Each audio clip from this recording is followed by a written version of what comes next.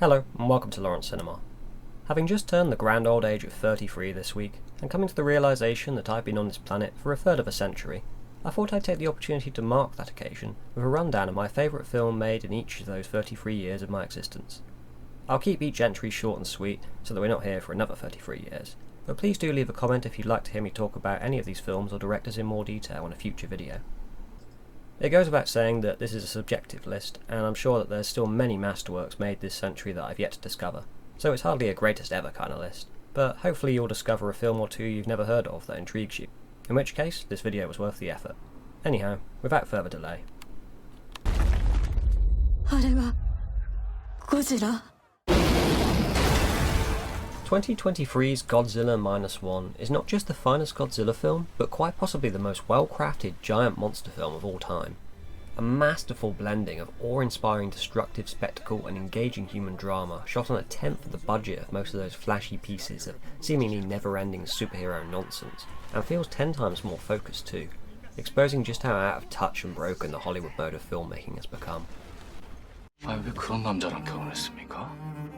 다른 남자하고 Park Chan-wook rarely disappoints. 2016's The Handmaiden was a masterpiece, and Decision to Leave couldn't be more different, but it also may be even better.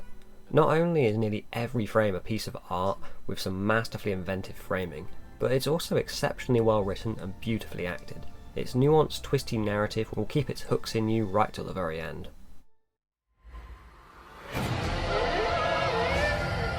Phil Tippett has been one of my film idols since before I even knew who he was when I was a child horror junkie in the 90s. As a protege of the mythical Ray Harryhausen, Tippett was responsible for the stop motion and animatronic work that created some of the greatest film moments of my youth, from Robocop and Starship Troopers to Jurassic Park. Mad God is his personal stop motion passion project from the past 30 years, and there's nothing quite like it. It certainly won't be for everyone, but this dialogueless dystopian nightmare really hooked me. It's gorgeous yet ugly, gruesome yet funny, and perplexing yet moving. This will become a future cult classic for sure. 뭐야 소독해? 창문 닫아 나도 봐. 공짜로 집안에 소독도 하고. Yes, I know Parasite was technically a 2019 film, but it didn't come out in cinemas here in the UK until 2020, and remains the only film that I actually got to see on the big screen that year. It was almost a 4D screening too, as the guy next to me really added a sense of smell to some of the film's scenes of Korean poverty. But I digress. Bong Joon-ho's Parasite is a truly fantastic work that blends great visual storytelling with intelligently woven elements of black comedy, horror-esque dread and societal examination in a way that reminded me of the masterful work of cinema's greatest anthropologist Shohei Mamura, a director that Bong admits was a huge influence on this film. That's the trouble with you. That's the trouble with ye. With you! No! No! Well, it's a toss-up between The Lighthouse and Mark Jenkins' Cornish masterpiece Bait for 2019, both equally brilliant, but I will go with The Lighthouse for now, as it's an absolute powerhouse that displays Robert Eggers' knack for brooding atmosphere and intelligent visual framing that reinforces the well-written characters and their psychological journeys. Both Willem Dafoe and Robert Pattinson are also just perfect here. Tu sais garder un secret. Gaspar Noé is the definition of a director that you definitely have to be in the right mood for. Whilst I would call Irreversible an original and powerful film, maybe even a masterpiece, I certainly don't jump for joy at revisiting it anytime soon.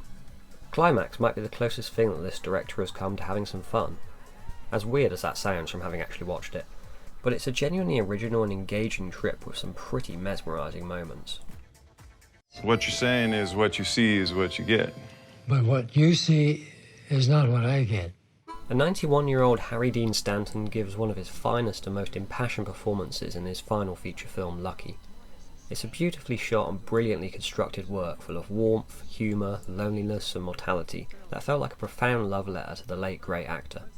Serene cinematography of the quaint desert town setting, a brilliantly understated soundtrack and some charismatic performances from Tom Skerritt and David Lynch amongst others.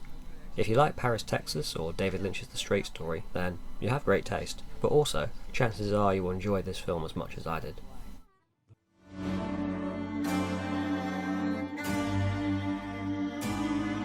Modern French horror masterwork Raw is an intelligent and probing work that blends its fantastic cinematography and stellar editing with some intense performances and a brilliantly disturbing script.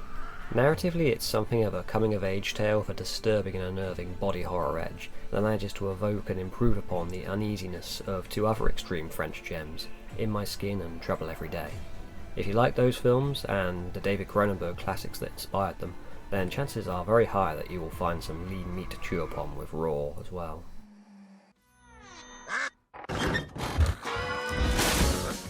The Shaun the Sheep movie is one of the most effortlessly charming animated features of recent times. 80 minutes to tell a story that primarily stars sheep, with no dialogue, would be a hard sell for many animation studios, but in the hands of Aardman, it's almost flawless. The handcrafted stop-motion animation is a breath of fresh air that adds a lot of depth to the characters and heaps of personality to the whole thing. A lack of dialogue means that the film takes a lot of cues from silent-era slapstick comedy, which in turn makes it all the more visually engaging. There's tons of witty references and great gags too. If I were a fly on the wall in your house, what would I see? Carol Morley's The Falling is an entrancing and engaging story with a lot of depth and tons of atmosphere. Whilst Morley clearly was inspired by the cult classic Picnic at Hanging Rock, The Falling doesn't come across as just a simple homage and manages to be its own entirely original and mysterious thing. I really like the level of mystery left to it, which allows the viewer to bring their own thoughts into the mix. The filmmaking itself was simply superb, with some stunningly spellbinding cinematography, great acting choreography, and an ethereal soundtrack that works so well with the film.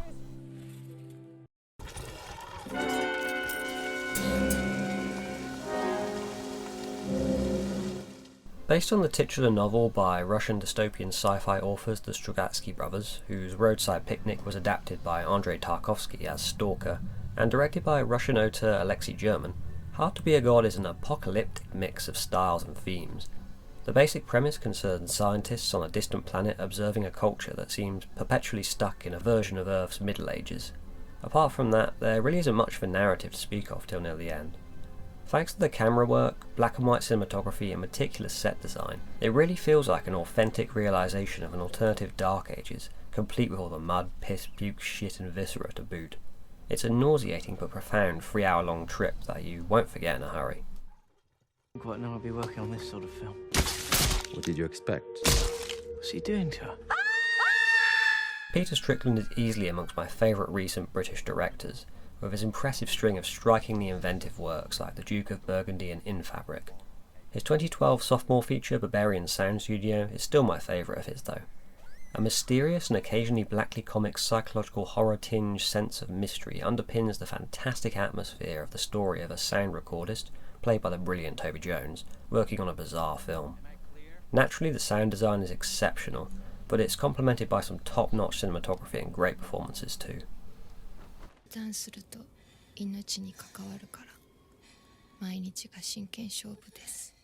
Shinya Tsukamoto of Tetsuo and A Snake of June fame delivered one of his most impressive works in 2011 with Kotoko. It's been a while since I have watched this, but I distinctly remember some of the visual representations of the main character's intrusive thoughts being pretty harrowing and affecting. It's definitely one I need to revisit soon, but it was still certainly a highlight of 2011 for me. I prayed for you last night. God loves you. Does he now? Paddy Considine, like Gary Oldman before him, shows that not only is he a fine actor, but he's a bloody fantastic director too. Much like Nil by Mouth though, Tyrannosaur is far from an easy watch, but it is similarly a rewarding one. Peter Mullen and Olivia Colman both deliver powerful and authentic feeling performances here.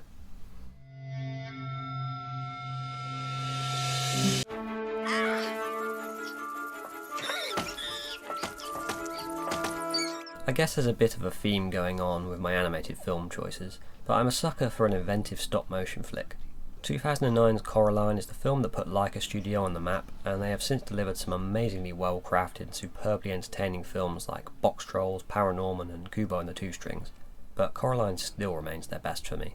It's a near-perfect modern gothic fairy tale.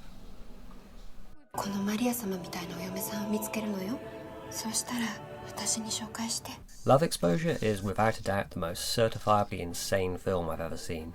I watched this 4-hour-long epic existential coming-of-age fantasy satire in the early hours of Christmas morning one year, and boy was it sure a trip unlike any other. No amount of description can really prepare you for the sheer bizarre spectacle of the whole thing, but suffice to say those 4 hours will just fly by, and you'll wish it was even longer. Or you'll hate it, I don't know. What's the most you ever lost on a coin toss? The Coen brothers have delivered some iconic films over a variety of genres and have a great knack for portraying the uncanny but authentic feeling quirks of human nature and milking some blackly comic gold out of inept crime situations. Their 2007 adaptation of the late Cormac McCarthy's No Country for Old Men, though, might be a more serious and somberly paced affair, but it also just happens to be their masterpiece. This deserved all the praise it got. The youngest person on Earth was 18 years, 4 months, 20 days, 16 hours and 8 minutes old. Children of Men is another film that I haven't watched for a while now, but it's a film whose atmosphere is still etched into my brain regardless. The gritty documentary-like feel to the camera work in this thought-provoking and downbeat dystopian tale is simply remarkable. Top-tier performances too, including a fantastic supporting role from Michael Caine. This might just be Alfonso Cuarón's best film. Why don't you ask Tom and ask him how come he's so good at killing people? A History of Violence marked the first collaboration between David Cronenberg and Viggo Mortensen, and it's still their best work together in my books. It's a fairly brutal but interestingly multifaceted dramatic thriller mediating on themes of identity and the nature of violence. The story itself is pretty straightforward for a Cronenberg film, but it's the character development and the thematic depth on the subject matter that makes it stand out from the other violent thrillers of its ilk. We'll go to Winchester, have a nice cold pint and wait for all this to blow over. How's that for a slice of fried gold? It's hard to believe that Shaun of the Dead is 20 years old now, but it is, and I remember having to wait for it to come out on DVD as I was too young to get into the cinema for it. I must have watched it about a dozen times over the next year. It's still a fantastic work, and I'm glad it's become something of a cultural milestone in British cinema now. 2 seconds. 누구냐 너? 뭐 내가 중요하진 않아요. 왜가 중요하지. 날 왜 가둔 거냐? Well, there couldn't be anything else for 2003 really. Whilst I've admittedly not seen as many of them as I'd like, I'd go on a limb to say that Park Chan-wook's Oldboy is quite possibly the greatest South Korean film of all time.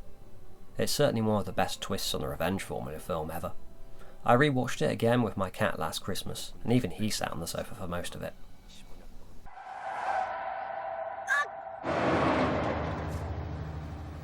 Speaking of cats, you know what's a really underrated Studio Ghibli film? The Cat Returns.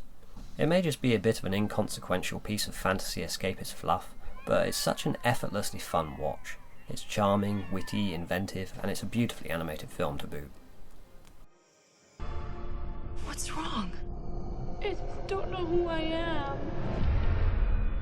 Mulholland Drive is admittedly not my favourite David Lynch film.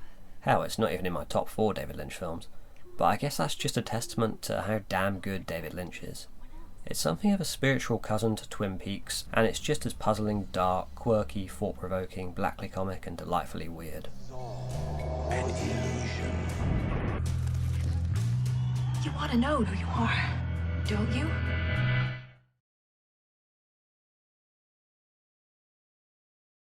I knew that when I watched In the Mood for Love for the first time several years back that it was something special, and that I just wasn't ready to fully appreciate it. Much like Chungking Express, it needed time and a second viewing before it could properly wash over me. In the Mood for Love is a stunning film on just about every level. It's visually sumptuous, profoundly moving, and achingly real. The narrative tale of 2 people brought together by their unfaithful spouses is masterfully shot and beautifully composed with restraint and care. I think Chungking is still my favourite of Wong Kar-wai's films, but make no mistake, In the Mood for Love is a hair's breadth behind it.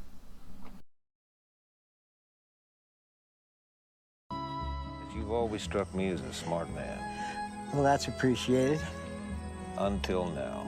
Walt Disney Pictures presents a film by David Lynch. That might just be the most surreal thing in David Lynch's whole career.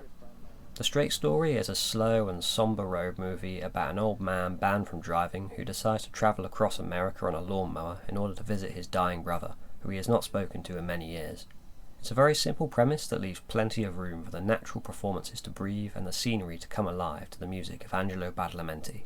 It's easily Lynch's most underrated masterpiece. Je vous ai réunis car la situation actuelle ne peut plus durer.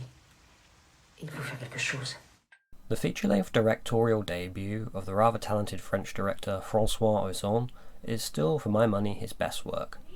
Sitcom is an utterly fantastic, demented and surreal French black comedy that takes place almost entirely in a dysfunctional French family's house, and the secrets behind the closed doors that serve as a neat satire of the nuclear family, with added elements of S&M, incest and evil rats. Ozon definitely reined it in a bit after this one.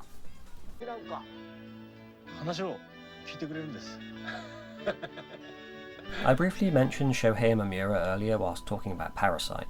For my money, he is amongst the greatest and most consistent Japanese directors of the 20th century.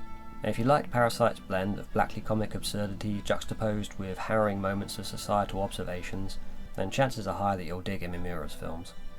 Whilst he only made 3 films in my lifetime, 1997's The Eel is still regarded as one of his best.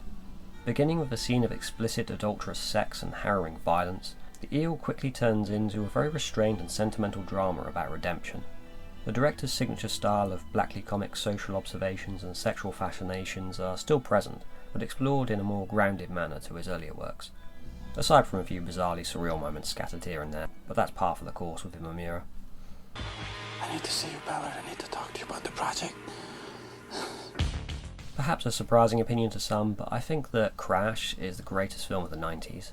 David Cronenberg's clinical and icy cold adaptation of J.G. Ballard's novel is a disturbing and hypnotic work. It's a film that explores sex in a way that has not been done before, or ever since really. The detached performances from James Spader, Holly Hunter and Elias Koteas really helped to punctuate the tone of this film. There's something evil about him. WP666. Big up, girlie. The Doom Generation is the middle film in Greg Araki's angsty teenage apocalypse trilogy. It's an over-the-top, flamboyant, violent, surreal and aimless sexual odyssey full of cameos from many alternative rock and industrial metal musicians and copious amounts of inane, quintessentially 90s dialogue.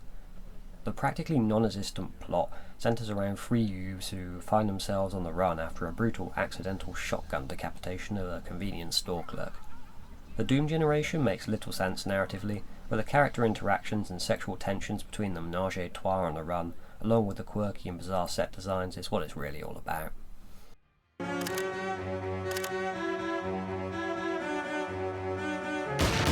Wong Kar-wai's dreamy diptych feature Chungking Express is a fantastically crafted piece of 90s cinema that embodies drama, crime, romance and pop culture into an effortlessly cool visual and oral sensation.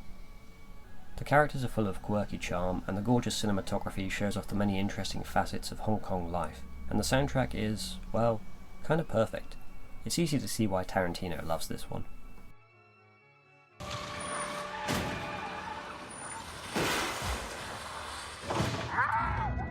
Another film that I've only watched the once, and that has been long overdue a revisit, is the first part of Krzysztof Kielecki's The Three Colours trilogy, Three Colours Blue. I got The Artificial Eye set as one of my very first Blu-ray purchases back in 2012, and I remember watching the whole trilogy at Christmas and thinking it was something profoundly special. Les gens ne sont pas mauvais, ce n'est pas vrai.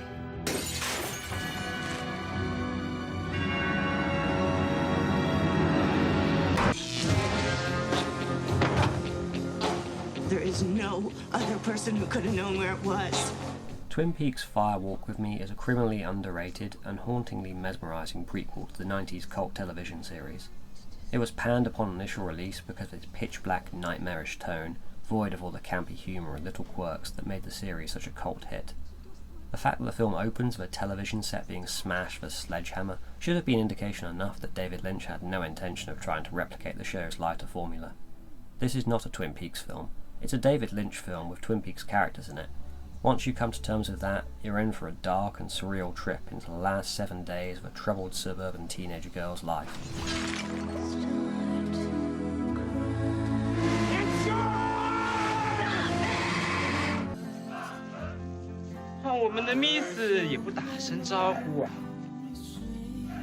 Edward Yang's A Brighter Summer Day is a 4-hour-long Taiwanese coming-of-age crime drama based on true events. It sounds like a daunting watch for sure, but it is a narratively rich, visually sublime, and very emotionally affecting piece of cinema.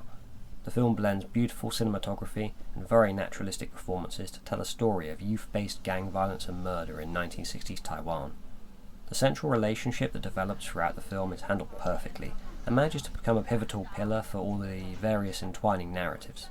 Without a shadow of a doubt, this is a monumental work that doesn't waste a single second of its running time. It's easily one of the very best films of the 90s.